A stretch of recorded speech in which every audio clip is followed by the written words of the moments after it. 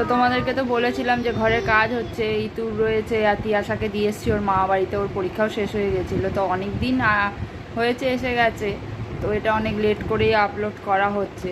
অনেক দিন ধরে চ্যানেলে ভিডিও দেওয়া হচ্ছে না, তো চেষ্টা করব যে ভিডিওটা যাতে কন্টিনিউ দিতে পারি।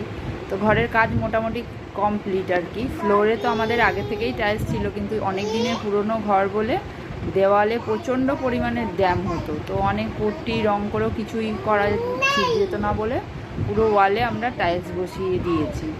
তো এই যে হচ্ছে এই টাইলসটা আমরা বসিয়েছি, কেমন হয়েছে সবাই কমেন্ট করে কিন্তু সবাই বলবে।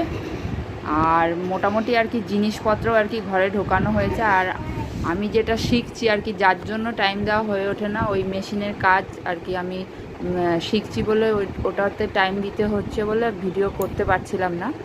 আর ও পাশ থেকে দরজাটা এখানে ওইদিকে আগে আমাদের খাট ছিল, তো এখানে খাটটাকে সরিয়ে এদিকে নিয়ে এসেছি, আর ওখান থেকে একটা দরজা কাটিয়ে ওই সাইড দিয়ে আমাদের টয়লেটটা হয়েছে।